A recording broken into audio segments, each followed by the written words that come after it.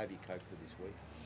Yeah, pretty easy, to be honest. It's an emotional loss last week, obviously, against the Roosters, and the performance probably didn't match, things that we focused on through the week. So that's probably been our messages this week. Do you do some self-reflecting at this sort of time? As the coach, you're reflecting every week.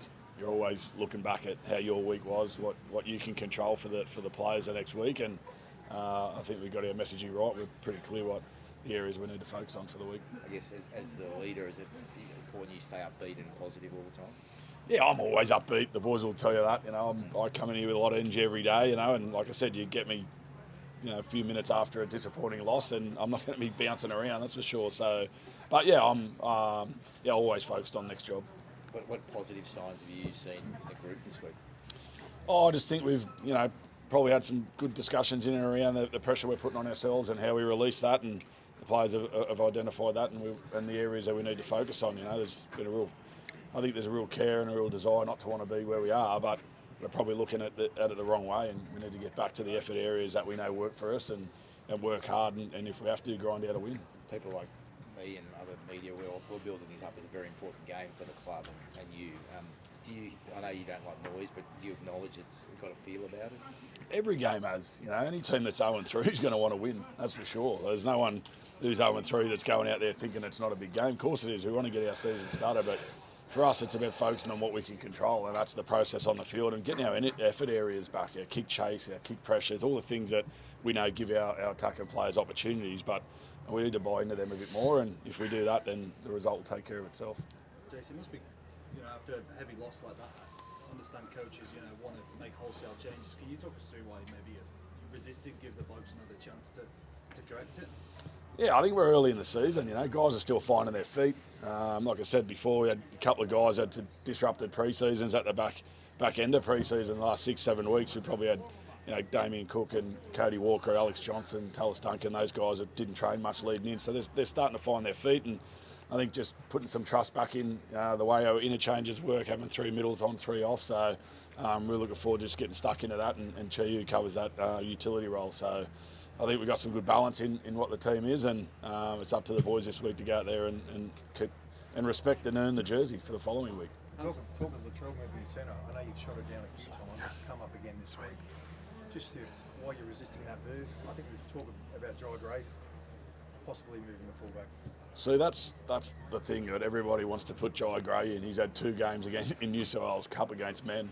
He's 19 years old, and we think we want to. Look, I've got a duty of care to Jai to make sure that he not only is he ready to play first grade, but he's ready to hold his position in first grade. And I'm a big believer in Jai and where he's going in his career, and I'll make the decisions based on what's best for him and the club moving forward, to make sure that he's a long-term player for us. And he understands that, and he's still got some growth. His growth in his first game in his Wales Cup to his second game was excellent, and he learned some things in that, and he'll keep learning over the next few weeks. But I'm not going to rush a 19-year-old kid in and to replace one of the best players in our club. Latrell's had some good times in the first 2 games, and no one enjoyed last week. So it's up to us getting back to enjoying the things that give us energy. And as I said before, it's all about effort for us. We need to get our effort right.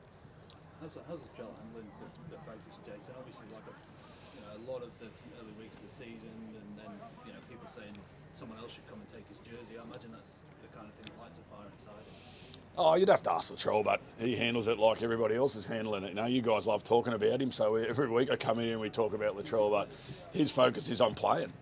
He needs to get his game right, and as does every single player who's putting on a Rabbitohs jersey tomorrow. It's not on any one player, it's on us as a group, and I think that's probably been part of our issue. We're trying to solve it as individuals and, coming out of the line and trying to make a difference, whereas we just need to stay tight as a unit. And I've been really proud of the group over the first 3 rounds. Inside the 4 walls, there's been real honest conversations around where we're at and how we improve. And there's no doubt we've had a tough start to the season in terms of the draw and the travel and things like that. But we've got 3 games at home now. We're looking forward to Friday. Playing in front of our fans and our members I know the players are really excited about that. Is that extra pressure in itself, just the next 3 games at home, 3 games you're expected to win? Sometimes it is harder to win games you're expected to win. What do you want me to say, Christian? Yeah, it's horrendous. We should all be folding here.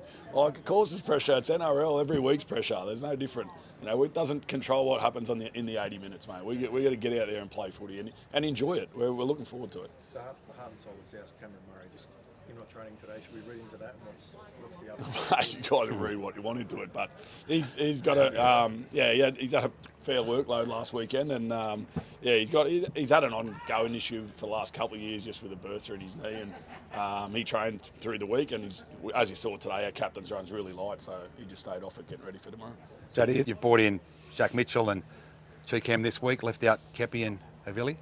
Yeah, I just think I think Shaq's been one of our best middles in the club throughout the pre-season. Thought he was good for us. Unlucky to miss out last week, and he was outstanding in cup. And I think I want some big men replacing big men, and Tallis is a good rotation for Cam. So it's hard, but it should be hard. Looking forward to those guys doing what they need to do, because they know that guys like Kepi and Saliva are ready to come in when the opportunity comes. Anyone reach out to you this week, Jason, fellow coaches, or anyone you went to for bit of advice this week?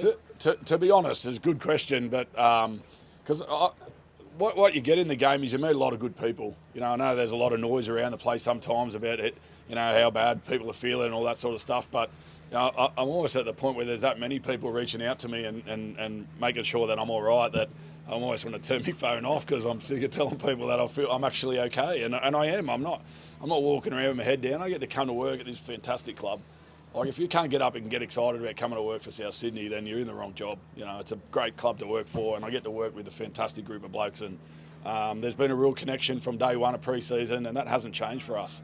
But we need to turn that into performances on the field, because that's the only way people stop talking about the negative stuff, is to get the results on the field, but also get the performance that we know gets our season started. So sort of spirit and having fun, that's not an issue. Like, the guys coming here bouncing in sort of each week? Yeah, for sure. Yeah, I think, like I said, they're a really tight group, and I think that's half our problem at the moment. There's some real care that we want to not be where we are. In both games, the first two rounds, we led 20-12 against Manly and had a 9-minute period with Lie, and we were 12 all against Brisbane. So we've shown some good signs in those games, and then we were disappointing last week. There's no getting away from that, but I feel like emotionally we lost focus on what's important to us last week, and we need to get back to that this week.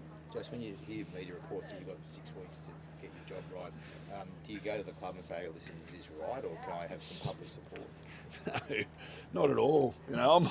I've been around this game a long time. I've played my whole professional career in England, where you're fighting for tooth and nail for your job regularly in terms of a relegation battle. It's not the first time I've been in a position where you've got to fight for your job. And to be honest, it's not about me. It's not about how I'm feeling. It's about me doing my job for the boys and making sure they can go out there and be themselves. And I know, and I've got full trust, as I said after the game last week, that if these boys do their jobs and they play with it, the care, but put the care into the right areas, results will start to turn. Do you like a scrap?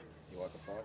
Yeah, I'm known for one, so yeah, I don't mind it. I like I said to the players, these are the kind of moments in your career that build character and put you in the direction that you want. And for some of the boys, haven't been in this position before, so bite down on the mouth guard, step into the contest, and let's go after it. Canterbury have been showing a real competitive edge, haven't they, this year? I guess that's their strength, isn't it?